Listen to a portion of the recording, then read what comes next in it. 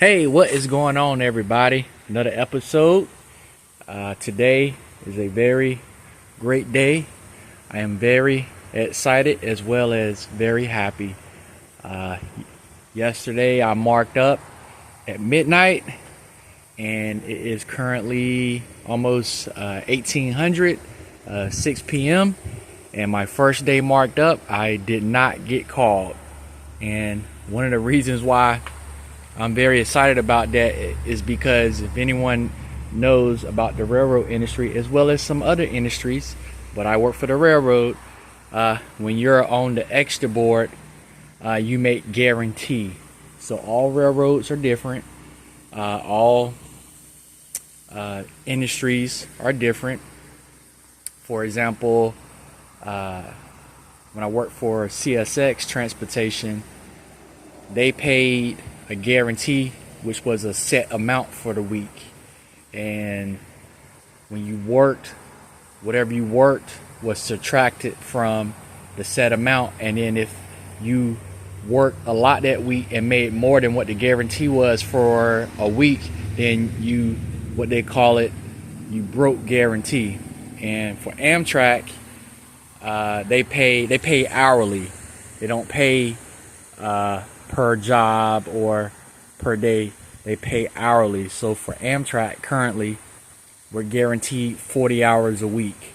So for example, if I worked 0 hours, 0 days in a week, and I'm marked up on the extra board being available, meaning I have to be available for call, then I would get 40 hours for the week.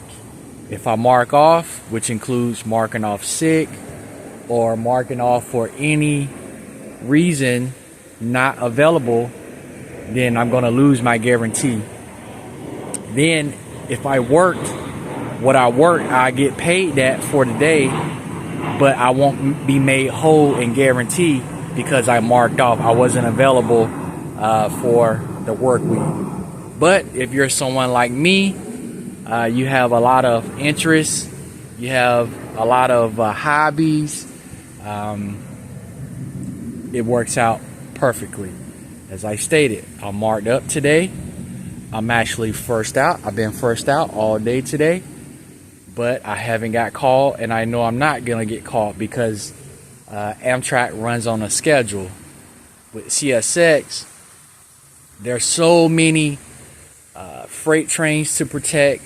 There are so many extra freight trains to protect, like grain trains or coal trains or unit ethanol trains or a random job that they're calling to go do an extra task. You really don't have a definitive answer of when you're going to work. But by me working for Amtrak out of Jacksonville, I know the 4 jobs that we protect. It's 2 northbounds, 2 southbounds in a 24-hour period. So if I wake up and I look and I see that everyone is on their actual job, no one is off on vacation, no one has called out FMLA, Family Medical Leave Act, no one is on union business, etc., etc., I know even if I was first out, I'm more than likely not going to get called that day. Now, there are variables. If the crew is going from point A to point B, and for example, they hit a vehicle and then there has to be an investigation, law enforcement, EMS show up, then of course they probably going to have to recrew the train. So that will be a monkey wrench thrown into the mix. That's a variable. You'll kind of get blinded by that happening. It does not happen every day. But for example, me being off, I'm on call, but I'm off, I'm available, I'm able to do a lot of things around the home, or I'm able to do a lot of things locally for the day, and I'm getting paid while doing it.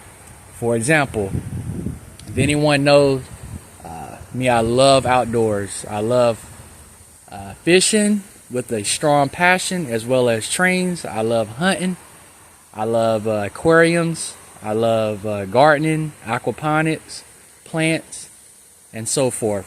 So I'm a very proactive person. I love doing preventative maintenance. So for example, my trolling motor that I love and I use when I go on my fishing trips, as you can see here, this is technically the freshwater edition. But if you research what is the difference between a saltwater edition and the difference between a freshwater edition, it's the hardware they use in constructing the actual product. So certain items may be already waterproof, encapsulated, or with protective liquid tape, or for example, stainless steel hardware. And as you can see here, this is, I would imagine, just a regular zinc screw. And as you can see, I replace one here on the right, and I'm replacing this one. So I have a lot of things that I like to do. I have a lot of things that I'll actually text myself. I text myself, and then that's how I can always remember. I'll just look through my text to myself on things that that's right, I want to do that, or that's right, I want to look into that. So for example, I'm going to show you. As you can see on this side, look how heavily corroded this screw is. This just regular steel and zinc coated.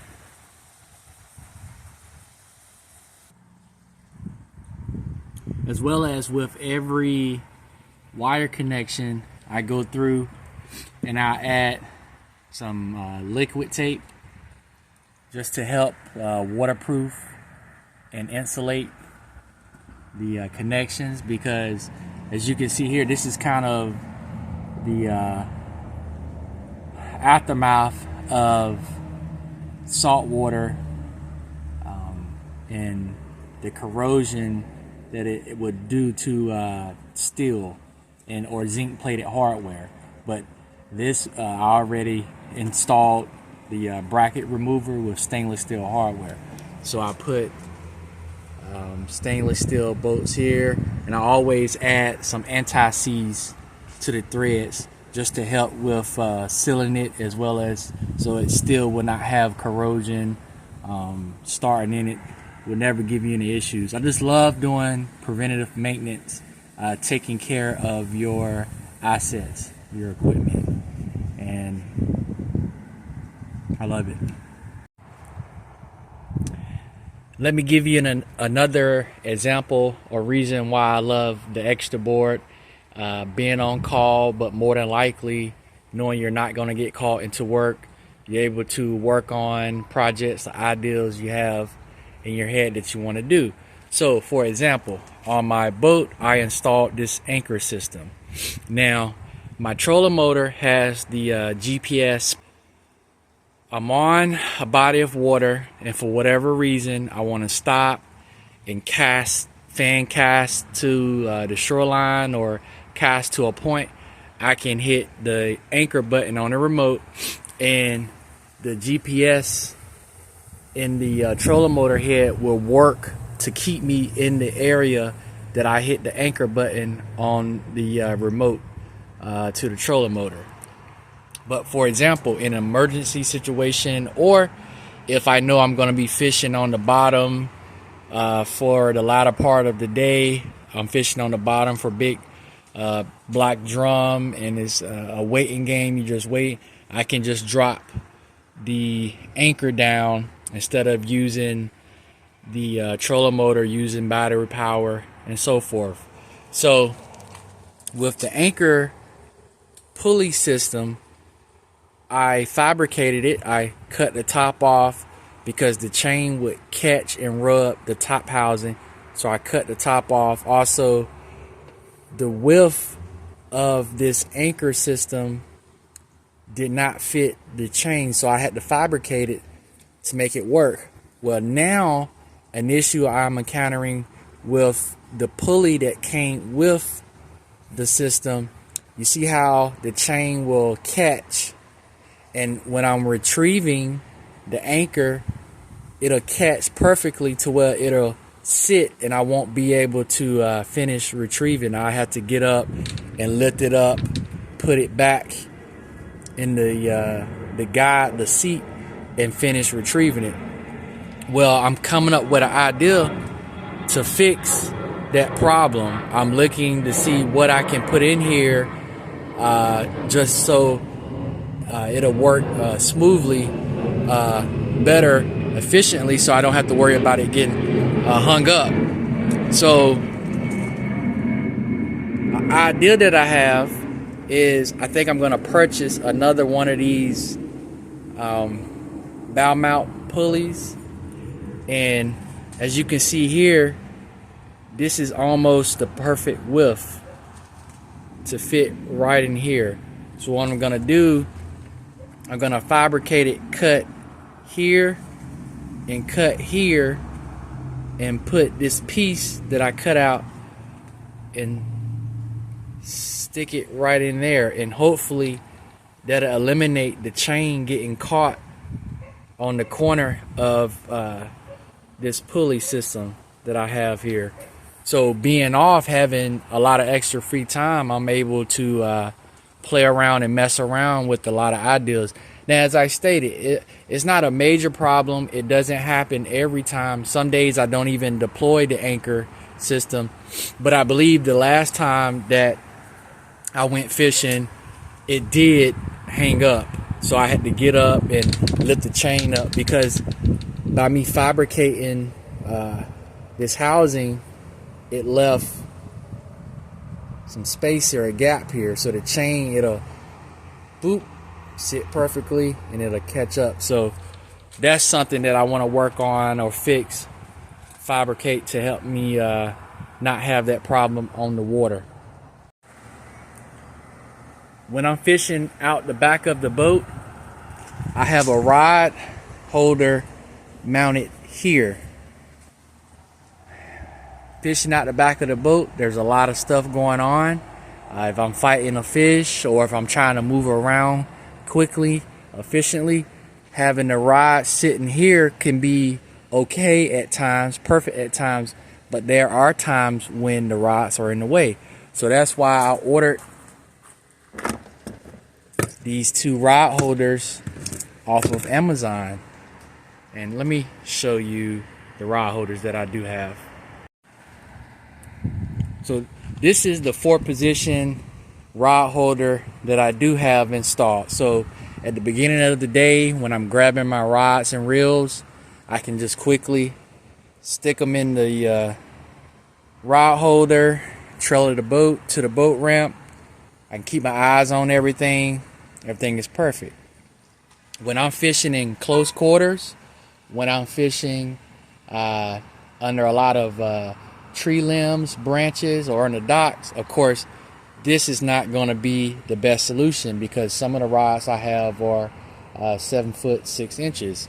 So this is why I installed this rod holder system, and I can just quickly lay all of my rods down. I can lay all of my rods down, so if I know I'm fishing up under structure or docks, I don't have to worry about getting up quickly to lay all my rods down. Well, as I stated, my cooler that I use to store my catch, or to store my my drinks, or to store my live bait, I did a video on it some time back. Check it out if you haven't watched it. When I'm fishing out the back of the boat, well, let me show you the rod holders that I use to fish out the back of the boat. So those are the two flush mounted rod holders that I use to fish out the back of the boat. So if my cooler that I use as a seat as well, I'm sitting down, I cast out, I put bait on the bottom of the river or the sound or the water that I'm fishing, I can set my rod here and here, fish out the back of the boat. And as you can see, if I had other rods here, they'll be in the way. So that's why I knew I need to come up with a solution for when I'm fishing out the back of the boat, I need another place to quickly or efficiently store my rods out of the way. So that's why I'm gonna mount a rod holder here, and I'm gonna mount a rod holder here. So normally when I go fishing, I'll take 3 or 4 rods with me, which is why I have the 4-position rod holder.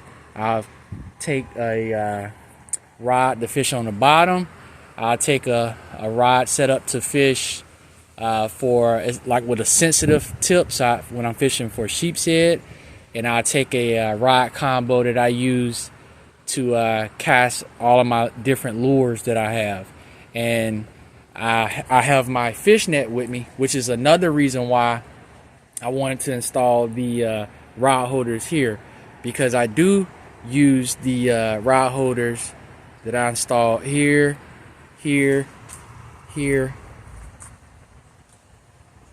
and here. These are very light. They weigh next to nothing. So I'm just trying to utilize all of the space that I have on my boat. And by me being off, let me try to quickly get them mounted.